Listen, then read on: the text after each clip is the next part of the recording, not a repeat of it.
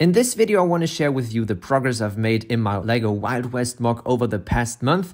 I've been working on several different sections, firstly the canyons as well as the train tracks. I finally integrated them into the layout. This was by far the most time-consuming part of the Wild West layout, so I'm really happy to have that nearly done. For the canyons, as you can see, I'm using 3 different colors of LEGO bricks. Firstly dark tan, medium nougat as well as dark orange. The only sections within the canyons where I use plates instead of bricks are directly at the bottom of the canyons to create the transition from the flat surface of the Wild West MOC onto the canyons, and then secondly, as you can see right here, beneath the train tracks in order to fit them to the gradient. The different colors within the canyons actually represent different layers of rock and sediments that have accumulated over thousands and thousands of years, as you can see it in real canyons. I mean, the contrast obviously is a bit higher than in real canyons, but still I think the overall vibe and look of the canyons actually are quite accurate.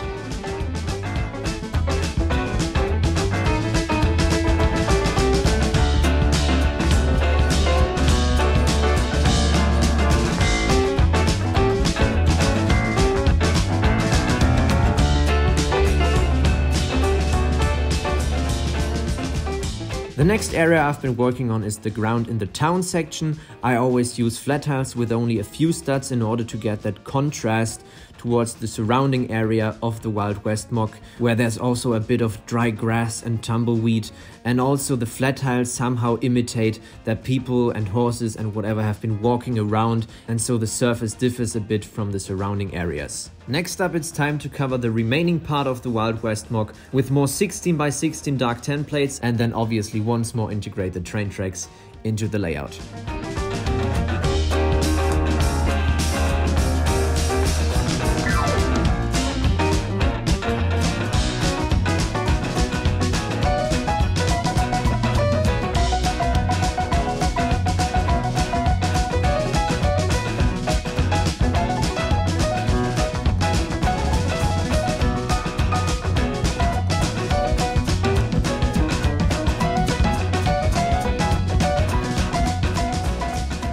Having that done, it's time to continue with the ground. So what I'm actually doing right now is creating a transition from the town onto a road that leads into or out of the town, depending on which way you're going, obviously.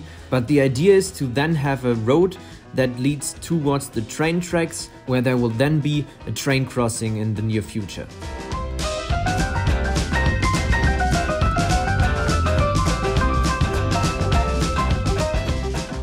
And this is me working on the desert area surrounding the town. I always use cut plates in tan as well as dark tan. The tan simply adds a bit of contrast to the otherwise a bit too dark surrounding area. And then in order to add a bit more detail, I add a few more flower stems in reddish brown as well as the tumbleweed. So next up, it's time to add the graveyard. In Wild West towns, graveyards are usually a bit more to the outskirts of the cities, so that's why I'm adding mine right here. Once again, I always like to work with transitions, which is exactly what I'm doing at this moment, because I'm adding more studs towards the outside of the graveyard, where the graves are then actually being placed. I've decided to build the gravestones and crosses out of real stone, so light and dark bluish gray, because that adds a bit more contrast, and the whole Wild West layout is so overloaded with reddish brown and dark brown that I think this is the right choice.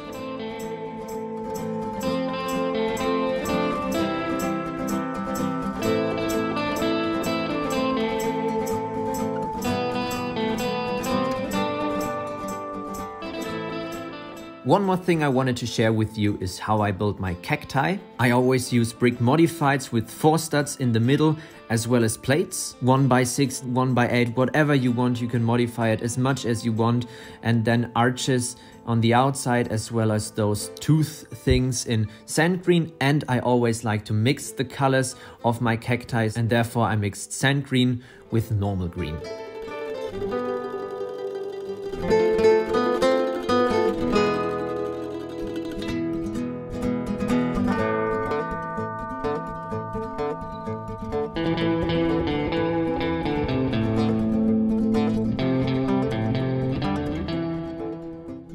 So next up, I've planned to build carriages in order to bring some life into the town as well as the road, the train crossing. Then I want to build 2 more buildings for the town section itself.